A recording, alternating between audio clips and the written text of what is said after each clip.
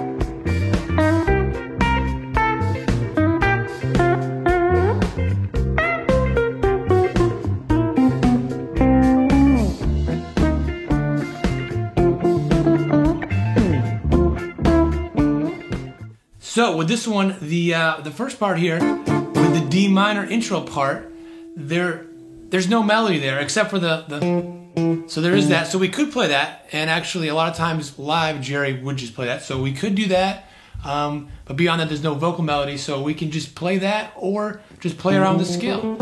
Play with that D Dorian, right? And then moving on to the verse part, we've got the melody. It's a good spot. It's a really strong melody. Good spot to just play the melody. So for the most part, I was playing the melody, and then it went back to that D minor part real quick. I went and played that, kind of up an octave from down here, and then the second time got away from it. So a little bit of trying to develop it, add a little structure to it.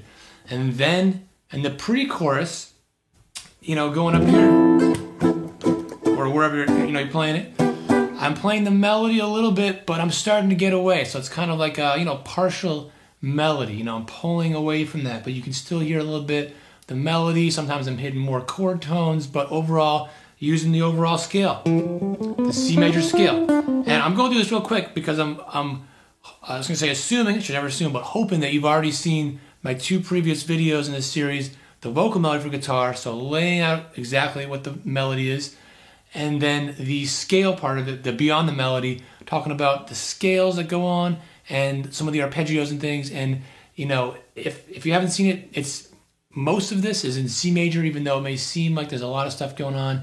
And then the chorus part on that C7 is a C Mixolydian, C blues scale type of thing, and that's it. So it's not nearly as I think complex as a lot of people make it out to be.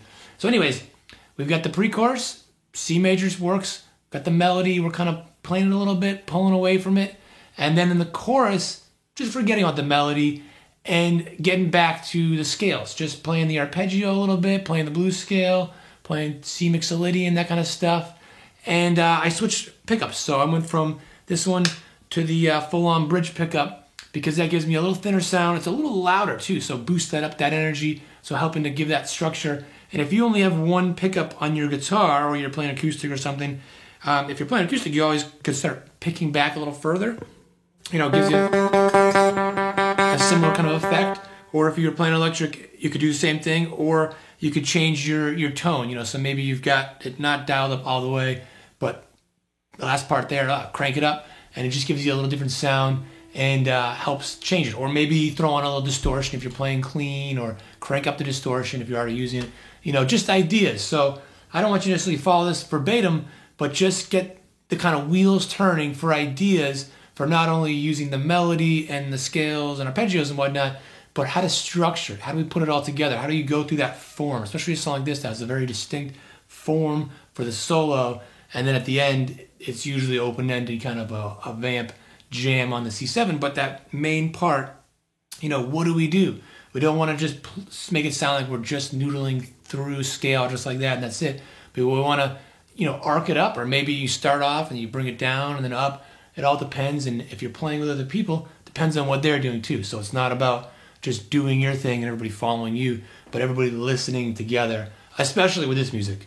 You know, I mean, there's some stuff where, you know, maybe with Hendrix, you know, he'd be somebody that the band would be following him a lot, listening to him more than the other way around. But with the Dead, it's all about that collective nature. So everybody listening to everybody is equally kind of as possible. Although, you know, sometimes in some moments it's like, okay, Jerry's taking off, the band's gonna be kind of latching onto him. So it all depends. But yeah, so hopefully those give us some good ideas to you know, add some structure to this tune, and that'll help out. But try it along with the practice backing track. If you haven't already, hit the subscribe button down below if this is your thing, to keep up to date for more videos. And I will see you in the next video.